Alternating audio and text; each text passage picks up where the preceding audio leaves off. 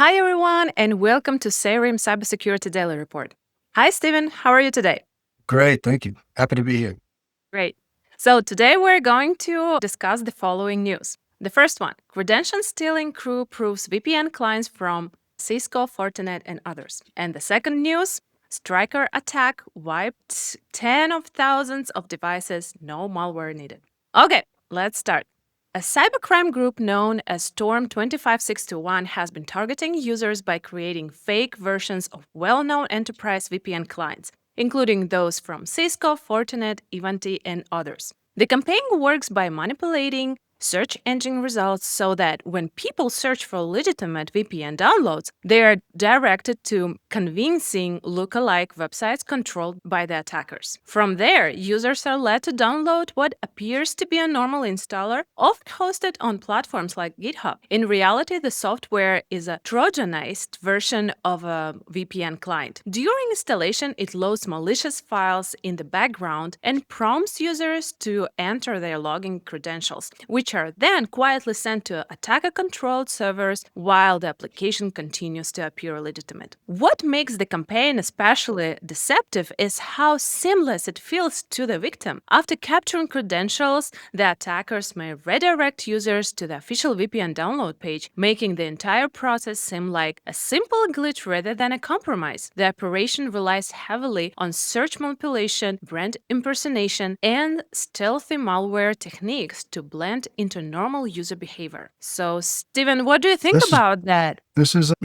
quite a regular kind of attack these days. Unfortunately, way too common, and something we really got to alert our users towards is to not trust what they find in search results. Right. The main takeaway here is that you can't trust what you find in the search results. Right. So a lot of users might believe that, well, if Google recommends it, it must be true. It must be the good one. Right. So as we know, for years now, people have been spamming the results and placing their malware high in them. Also in ads too, that happens as well. So watch out for that. So we got to train the users to never blindly trust the results in the search engines, and just appearing high in the results doesn't guarantee the quality or the verification of them, right? To take it a step further, what we can do is if we require our users to use any software, we don't just tell them use this software, right? We give them the link to the software that they should use. After we have already checked it out ourselves, make sure that our own link is also valid. We could also make the mistake of Google searching it and grabbing a link and sending it off, and it may not be the good one. So that would also be terrible. And then today I've been testing out some services that we can use to test URLs, right? They're called website reputation checkers. And two good ones that I found are, urlvoid.com. And I'm saying these URLs specifically so you don't also use a wrong URL for them, right? Scamvoid.net is the other. These allow you to scan a website's URL with multiple reputation services and databases and check and see if it's safe and legitimate or malicious, right? On top of that, a lot of our antivirus and malware software and endpoint protections, they do URL scanning, which would help. And if you have any services at your company, it's good if those are active and checking that the websites your users' input are valid, right? And not malware sites. And then you got your age-old checks like examining the URL. So you look at the URL address and make sure it's good. You check out the website's appearance, make sure there's nothing wrong with it. But those aren't foolproof anymore, as the malicious actors can basically copy any website with ease. They could make it look perfect. They can get an SSL certificate for their malicious site. So those old style of just visual checks aren't good enough anymore. We got to go a step further. Yeah.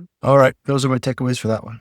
So just make sure to check the URL before downloading any apps or extensions for your browser. Of course, it will take a few more minutes but worth it, right? Okay, let's talk about Stryker attack. Stryker, a major global medical technology company, was hit by a large-scale cyber attack that caused widespread disruption across its systems and operations. The incident was initially described as a wiper malware attack linked to a group known as Handala, which claimed it had stolen around 50 terabytes of data and wiped 10 of thousands of systems and devices across the company's network. Employees in multiple countries reported that their laptops and even personal phones connected to the company's systems were suddenly reset or rendered unusable, forcing parts of the business to fall back on manual processes. As more details emerged, it became clear that the attackers may not have relied on traditional malware at all. Instead, they appear to have abused legitimate enterprise tools within Stryker's Microsoft environment, specifically mobile device management capabilities to issue remote wipe commands across enrolled devices. This allowed them to erase systems at scale while operating through trusted infrastructure, making the attack both highly disruptive and difficult to detect in the moment. The combination of large-scale data wiping, system outages, and the use of legitimate administrative controls highlights how the attack blended elements of disruptive cyber operations with misuse of enterprise management systems, impacting thousands of devices and significantly disrupting the company's global operations. Wow, that's a big one.